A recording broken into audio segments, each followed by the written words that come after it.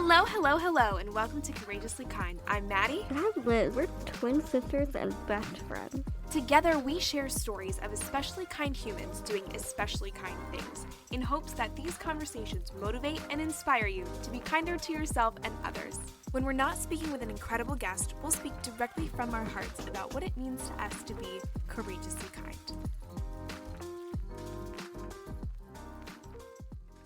Every now and then we have one of those interviews where Liz and I literally jump up and down before we start recording, and then the second the recording stops we jump up and down again. And this was definitely one of those episodes. Absolutely. For sure. Absolutely. Today we spoke with Lizzie Velásquez. Oh my gosh, I can't believe I'm even saying that. You probably will know Lizzie from her viral TED Talk, How Do You Define Yourself? It has over 12 million, almost 13 now. Yeah. Million views on YouTube. Wow. She is also an author. She is, I would call her an influencer on social media. Totally. And definitely a kindness hero in our book. Absolutely. She travels around the world giving motivational speeches and keynotes, and she also is just so awesome. And like Liz said, such a kindness hero in our book. And I really think she is a really big inspiration behind our podcast and even the creation of our podcast. She was one of the first sort of motivational speakers that we found on YouTube. Yeah. And, you know, as young kids, to be able to find media like that really easily and accessibly, I think definitely influenced what we do now with our podcast. And so it was kind of like a really sweet, fun, full circle moment almost for us. This is definitely a special one. We don't have any favorite guests. Yes. They're all our favorites. We love them all so much. Mhm. This one really is very special to us. Absolutely. We're so grateful for Lizzie for agreeing to chat with us and having such an amazing conversation. Absolutely. Here it is. I have a little favorite icebreaker question that we could ask everyone this season. I normally hate the icebreaker, favorite color, all that, but I really love this one. If you were a kitchen appliance or utensil, which one would you be and why? Oh, that's a good question. A kitchen utensil?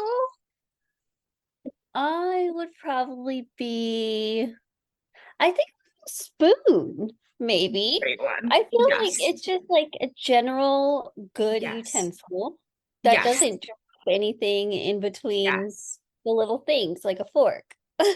Perfect. I love Perfect that. answer. I love that. Where are you feeling? I'm feeling salad tongs. Ooh. I don't know why. Ooh, that's a I good just, one. you know? Yeah. Yeah. I'm feeling like a ladle. Oh, Like a good big one. scoop in. Ooh, good Oh. one. That you can hold with your finger. Yeah. Yeah. I love this question. I feel like this question is so silly. Everyone has Silly. answered it differently. I know, I love that. We've answered it differently every time. It's I love a it. good Great answer. question. Spoon is a great one though. I was Oh, feeling that the spoon. other Yeah. day. Like one of the like a big scooping spoon. Ooh, yeah. Totally. Yeah. Totally. Very We would love to start chatting with you by talking about your viral TED Talk video. I'm sure most people recognize you from that. It has over 12 million, close to 13 million views on YouTube. That's insane. Yeah. The talk is titled, How Do You Define Yourself? And we were curious. The talk came out about 9 years ago, yes? Yes. It was Awesome. in yes. It was in 2013. Oh my gosh, that's crazy that was 10 years ago. Yeah. I know. I feel old. Crazy. We were wondering, how do you define yourself today, almost 10 years after that TED Talk? Well, it's so crazy with the TED Talk. I think mostly because I've been speaking professionally since 2007, 2008. And I did the TED Talk in 2013. So I had already been speaking and, traveling and doing these things, but I wasn't familiar with what TED was Yeah. when I was asked to do it. I thought it was like spam or something because I had never heard of it before. Yeah. And I remember I was telling my dad, I got this email from like TEDx or something. I don't know what it is. And he was like, are you kidding? Like, this is such a big deal. You have to do it. So long story short, I agreed to do it. It was the first all women TED conference That's in Austin. awesome. Oh, that's so Yeah, cool. so I was really excited. Actually, it was not, well, the women that were there, because there were male speakers as well. But Yeah. I was really excited for it, and since I had already been speaking for so long, I already had like a routine, I Yeah. guess, of Yeah. like how I prepare for speeches. And so by that point, I had already tried, like, do I have note cards or show a Hmm. video or like, do all of those things? And none of that really worked for me because I would get caught up in, am I like, is the technology going to Yeah. work, or am I like, oh no, I forgot to say this or that. And so Yes. I would just go up and say, like, I have an outline in my mind of like, this is Mhm. the goal of where I want to get to, and this is how I'm going to get to it. So for TED, there's a lot of rules that I didn't know Mm. about.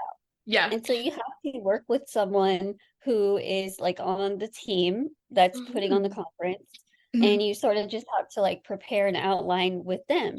So I Yeah. did that. I don't even remember what my outline was because I think Mhm. I knew down, like, even though we're doing this, like I probably won't stick to it, but I did it.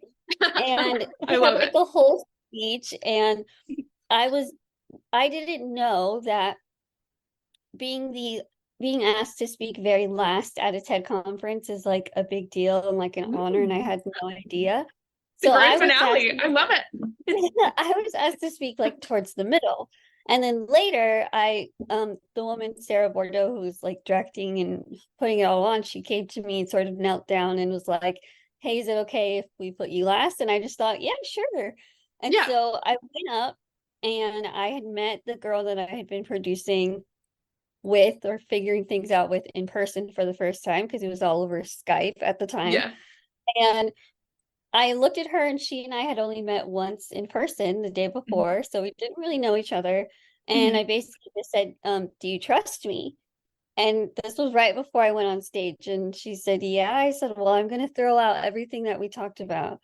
So I as love soon it. as I said that, they called my name to go on stage. So I went on stage, and I think this is like still the craziest part to me, is that I had never prior done a speech about how do you define yourself Yeah. ever. I still Yeah. to this day don't even know where that thought came from. I don't know. I don't know like how it Yeah. just sort of came out of my It mouth. just, And yeah. so yeah, and so if you watch the speech, there's parts where I sort of lose my train of thought, and it's Mhm. because I was just talking. I Um love that like, so much. yeah, so I just went on stage and I was like, just pretend you're talking to your best friend. Yeah. And so that's what I did. And so I went up and I just started, saying what I said. Mhm. And I've always sort of had this rule for myself that when I do speaking events, I do it, throughout the year. But Mhm. in December, I only do one speech and then I take the rest of the month off. And Perfect. that my TED Talk was my one speech in December. Mhm. And then I would take the time off. And so Perfect. again, I had no idea. I thought the speech was fun. They liked it. I went home. Yeah. I put on pajamas and it was cold outside, and I ordered Chinese food and like called I it a love day. everything about this. Yes. Yes, yes. And then, I'm so sorry this answer is so long, but No, I I'll love get to your it. question. The beauty of a But podcast. I love it. but so I went home, and was like, and that was it. Like, that was fun. Yeah. 2 weeks later, it was posted online, Mhm. and it just went completely viral Yeah. in overnight. That's And I crazy. was shocked at Yeah. how fast it spread. And it wasn't the first time, like, I had stuff go viral before, but this was Mhm. on an entirely different level. Yeah. And again, at the time in 2013, 2014, we still had landlines Yeah. at home. And so I was getting like phone calls to my landline from people from like big network television shows, like the morning Wow. shows and all of these things. And I just thought, this is like this is exciting. This is crazy. It's also very overwhelming. Yeah, And totally. I was sort of in this moment where I had graduated college, and I was actually planning to take the following year off a bit Mhm. and to Yeah. just sort of figure out what I'm going to do. And Yeah. luckily, it did not turn out like that. And so after it went viral, I was I think I like worked on something almost every day for the following 2.5 years straight. Wow. That's crazy. Whether it was Yeah. speaking or traveling or working on the documentary or doing all of these other things. So Yeah. how, when I look back at that time, how I would define myself, I think it was sort of a blur in the best way Yeah. possible. I think Yeah. when you're at a stage where you close one chapter in your life and you're trying to figure out what you want to do next, but then Yeah. I sort of felt like the world is sort of expecting me to be this person, and I Yeah. needed to like fill those shoes, and I Yeah. am still that person to my core, but I was still very young and I was still Yeah. trying to, learn how to speak up for myself, and Yeah. knowing that it's okay to say no to some things, and Yes. all this stuff. So it was a whole lot. So I look back at all of that Mhm. now being 34 years old, and realizing that now I'm not the person I would define myself as back then when I Yeah. did the TED. And so Yeah. now I'm definitely more of, solid in who I am, and Mhm. realizing that I don't have to let my size define the level of my voice, Yes. because I would think I'm like in this really physical small body. And so I would feel like no one's going to listen to me because my Yeah. voice isn't as like loud, or, like anything like that. So Yeah. now to be able to just sort of say, I'm in a small body, but I still have words that mean something, and that I can Yeah. stand my ground. And yes, I want to do this, or no, I don't want to do that. And so it's very different. I think now I'm definitely just defining myself as someone who is very happy in the body that I'm in. I'm I very love it. happy in the position of life I'm in right now. And I think I'm more eager than anything to sort of figure out what's gonna be next, because I have What's no next? idea. Oh, I love Yeah. that. I love that so Yeah. much. I feel like that's something we have had to learn throughout this too, is Yeah. like how to say no and Mhm. how to tell sort of when opportunities might not be beneficial. Not all press is good press. Yes. Yeah. Yeah, Yeah. totally. Yes. How do you Have you navigate? have I you had know. experiences like that before? Yeah. Yeah, we've had I won't name names, but some big You media probably know. outlet Yeah. that kind of want to twist your story in a way, like, I'll just say it, we can edit it out. Like I've got DMs for like botched, and Yeah. nobody wants to get a DM for the show botched. No shame Um, to that whole yeah. production. Yeah. No hate to them. But getting DMs of like, your life must be so sad. It's like, actually, no, that's not the story that I want to tell at all. Yeah. How have you Yeah. navigated telling your own story in your own words? Yeah. Well, I have to say, like, I just appreciate this moment so much, just because it's very rare that I'm able to talk to other people that get it, that Yeah. know really what it's like. And so Yeah. I'm very grateful that you both are doing this podcast for other people, because I Thank think you. it's just so amazing, and it's so nice for people to hear that you're just like everybody else. And even Yeah. though it's like the same old song where you're saying, I don't look like everyone, but I'm just like you. But then Yes. to be to take that next step and show people what you really mean, I think is really awesome. So I'm really grateful for the both of you for what you're doing. Oh, But thank yeah, you. I've definitely had a lot of experiences. Yeah. I think at the beginning, when I first decided to tell my story Mhm. publicly, Yeah. I think the very first thing I did was when I was like 13 or 14. I don't know if you remember the Maury show. Yes. Um, they do like all the like the baby daddy shows and everything. Yes. Oh my gosh. I was I was on there, and I was on an episode. It was called "I'm Just a Kid, Please Don't Stare." And so Oh, now I looking love back, I'm that. like, oh my gosh. But Yeah. well, I went on it, and so I met all these really amazing other kids who, like Yeah. what it's to like look different and stuff. And so Yeah. I went on there, and it was great. I ended up being developing a really great relationship with the show, and I was on like Oh, 13 times or that's something. They like awesome. That's Wow. epic. stayed following me. So like that, luckily that experience turned out well. But there were definitely times where at the beginning, and it's hard when like your family is just sort of, like a normal everyday family. And so when you're getting Exactly. opportunities, it's very exciting, and you sort of get that adrenaline rush of like, yes, I want to do this. But then Totally. when the time comes, and there was a time where the only thing media wanted to talk about was how much I can or can't eat. Yeah. And so there were times where they would say like, and I did it. I look back now and I'm just like, I can't believe I did this. But there were times where we would do like interviews at my house. My Mhm. family was always there. Everything, it was always like a safe environment and stuff. But they like filled the entire kitchen table with all of this junk food and had me sit by the table and like took photos of me, like sitting at the table, showing like she can eat all of this stuff and she won't gain weight. Yeah. When the reality is my stomach is so small that I could never eat that much food at one time. So Yeah. there were definitely times where I felt like they were trying to explain to me that people need to hear your story and we can be the ones to do it and tell it and Yes. share it. But at the end of the day, the motives are really more exploitative than Yes. anything else. Yeah. Yeah. Definitely. Absolutely relate to that. Yeah, Totally. absolutely. They ask for like send us baby pictures, but all the like gross surgery All the pictures. surgery The one pictures the and better. yeah. It's like ew, Like gross. and also like that's personal medical information Right. too. Like, You know what I mean? Yeah. Like that's something yeah. so personal. Yeah. Yeah. But like you said, I think they can I don't know their intentions, but they can frame it in the way of like you said, we're going to share your story. And it's like this Yeah. your surgeries, that's only part of the Yeah. story and Yes. being able Yes. to Yes. take Yes. ownership of that. Yeah.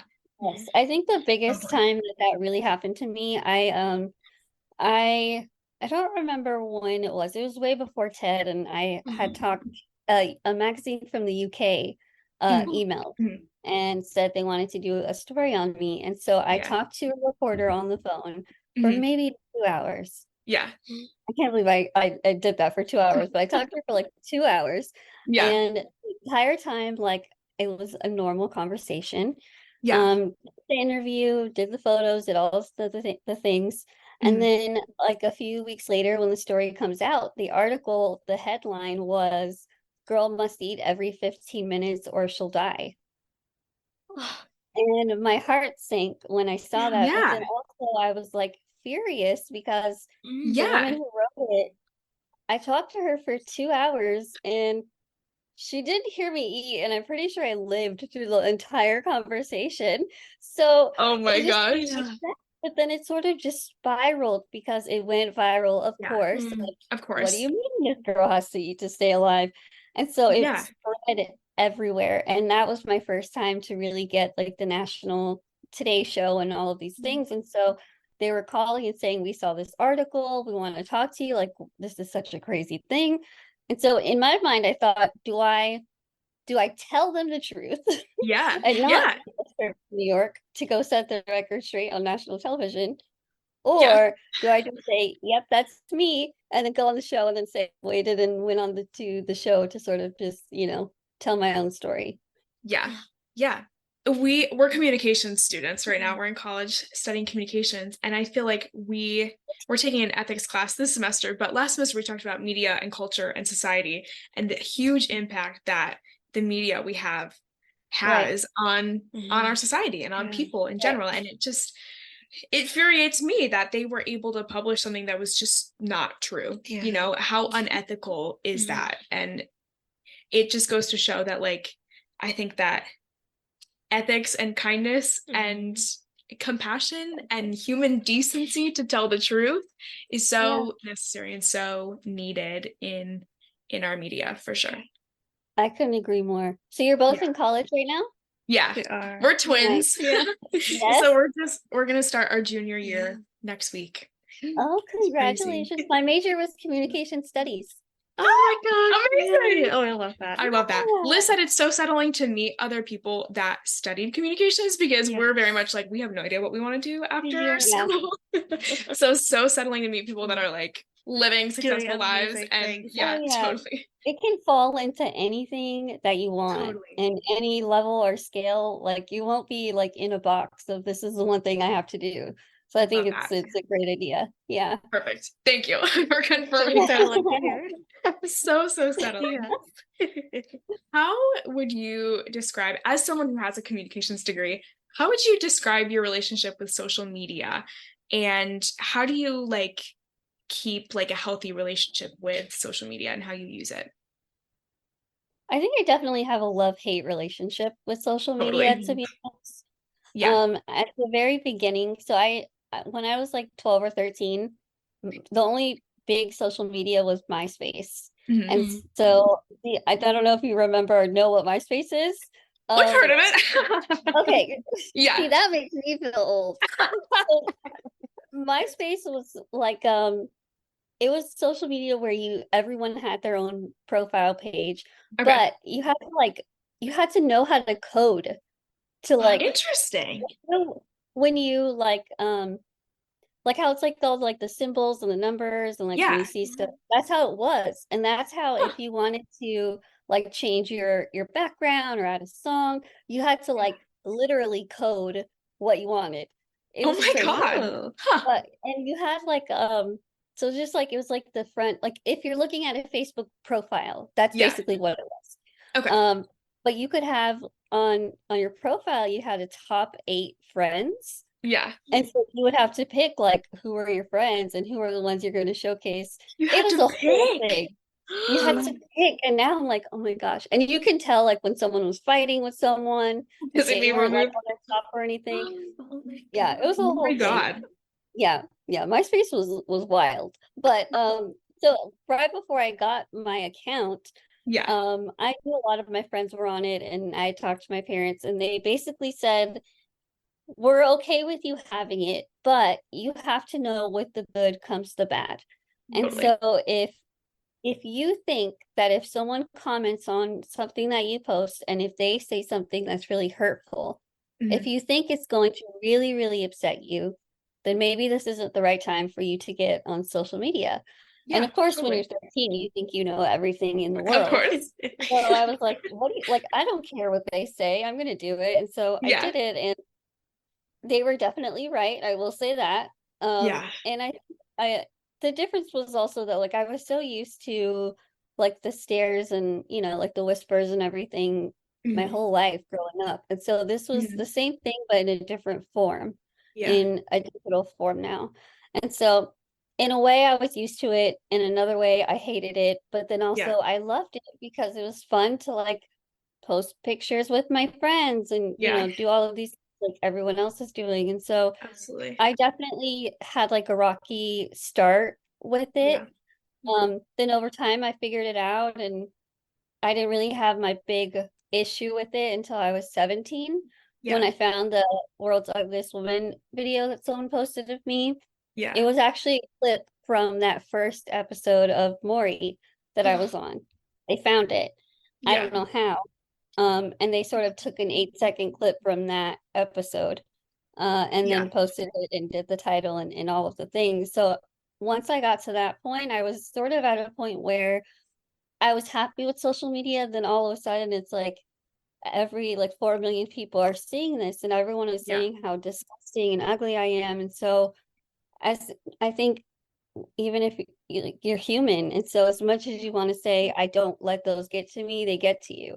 Absolutely. And so I had to figure out a way to sort of claim that part of my life back Yeah. because for so long, like I felt like I was sort of letting the media and the world into my life, sort Yeah. of like peek through the blinds. But I Yeah. wanted to be able to just open the blinds and say, Mhm. this is who I am. Let me tell you, let me invite you into what I Yes. want to share. And so Yeah. after I decided to do that, my relationship with social media definitely changed and I really enjoyed it. And of course it still sucks and there still are times where I hate it and I do let things get to me, but I had such a full circle moment because I found that really horrible video on YouTube and it felt like that was like the one video that like crushed me, that how Yeah. am I ever going to get back up from this? Fast forward many, many, many years later, and I think it was after Ted went viral, so maybe like 2014, Mm. around that time, I was asked by the CEO of YouTube to go speak at their headquarters, like all of their staff.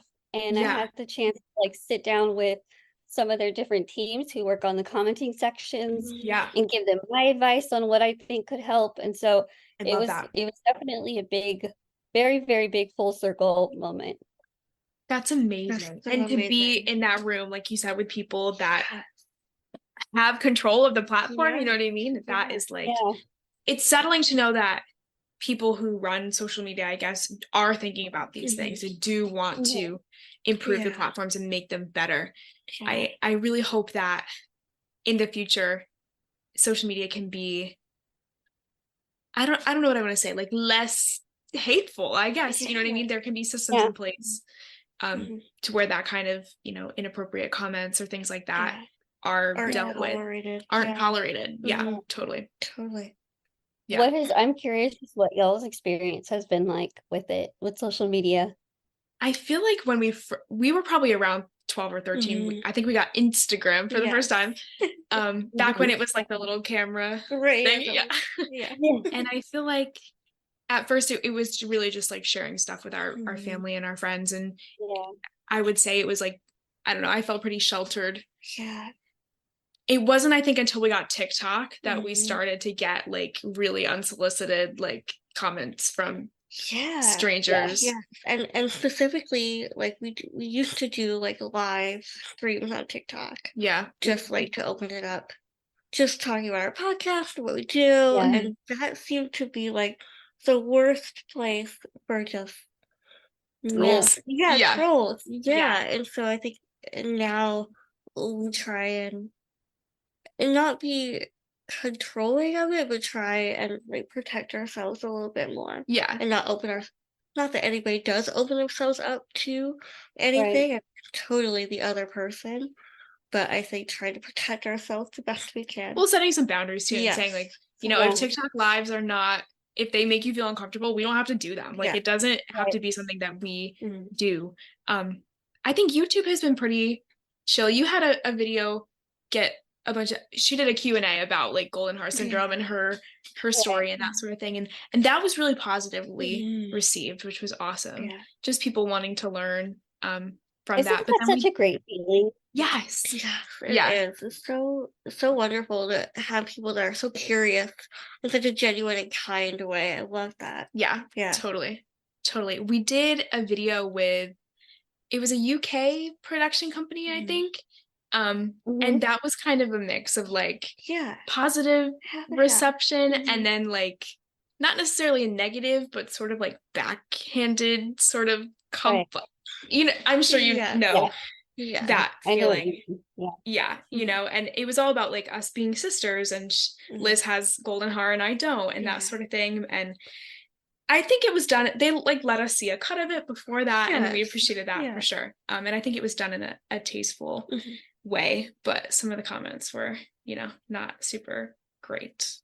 So and you can't help but look at them sometimes, you know what I mean? It's like I can't help to know what people are saying. I can't either. And I will get stuck scrolling, and it's this thing where like I want to say something, but I know that's just fighting fire with fire, and it's gonna get absolutely nowhere. And I love what you said about how it's nice to have like the kind curiosity. Because I think it's so important, especially when I've been asked a lot, like where kids are like, or parents are like, what would you recommend I do if I'm in the store with my kid and they see someone who looks different? I normally just like shush them and turn them around and, you know, tell them not to look. But I feel like there's a way to like to not have to do that, and there's a way to be kind to everyone. And I always tell them like, all you have to do is look in the eyes of the person and just acknowledge them as a human being. But that's all you have to do. Because you're turning someone around, and that's going to make the other person feel like, am I disgusting? Are they scared of me?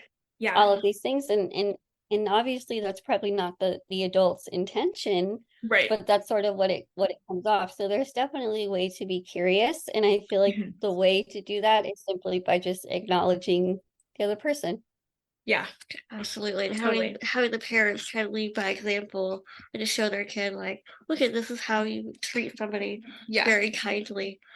Yeah. Yeah. I love that. Absolutely. Mhm. We have been lucky to have a lot of like young parents and young kids in our lives that have taught them about like Liz and Liz's condition, and that Liz and Maddie are no different. They like all the things you like, do all the things you do, and kids are really receptive to that. Have you found that? Yeah. Oh, absolutely. Yes, Mhm. yes. And I think it's when I was in elementary school, my Mhm. dad was a first grade bilingual teacher at the same Oh, school. awesome. And so he was there at the same school, like from kindergarten through fifth grade. Oh, And awesome. we started noticing a lot that I was having a lot of trouble with the kids in my class. Mhm. And they saw me every day, but it was sort of always having to like me. I always felt like I had to prove myself to Mhm. them, like, let me show you I am just like you.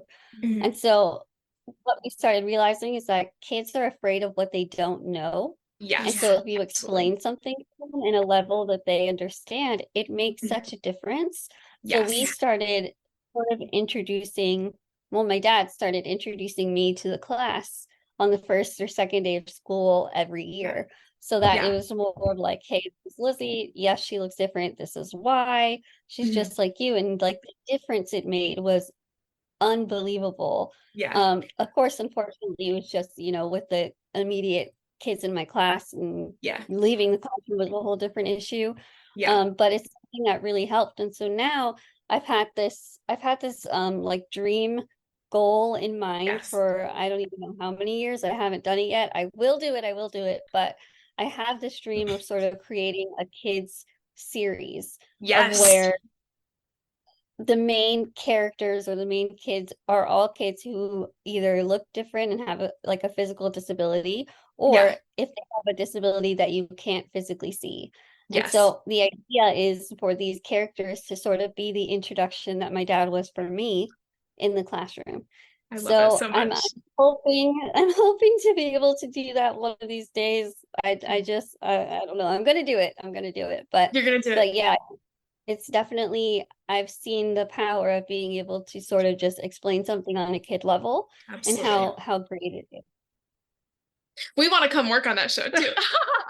Yeah, I'll sign you Oh up. my I'll God, recruit you. Let's do it. We'll do it for sure. That Okay. sounds so fun. That's awesome. I oh my love it gosh, so much. yes. Yes. Totally agree. Mhm. We want like a Muppet on Sesame Street that has Yeah. like a facial Oh difference or yeah. something. Like, wouldn't that Yes. be Oh my awesome? gosh. That's such a good idea. Let's do I it. love that. Like a one-eared, one-eyed Muppet. Do it. We I gotta. love it. Who do we talk? I don't know, Jim Henson. I don't know. Sesame Yeah. Street. How do we use I Sesame love Street? it. Oh, that's so silly. I But love it. programs like Sesame Street have really like broken a lot of glass ceilings of Totally. like Yeah. diversity and inclusion and explaining to kids differences. So I think that's a good place to start. Totally. I Totally. agree. We'll get there for sure. One question that I honestly could talk to you all day, and we could totally keep talking after this question, but I want to get it in before Okay. we wrap up. One question Okay. we've been asking everyone this season is, what does kindness mean to you?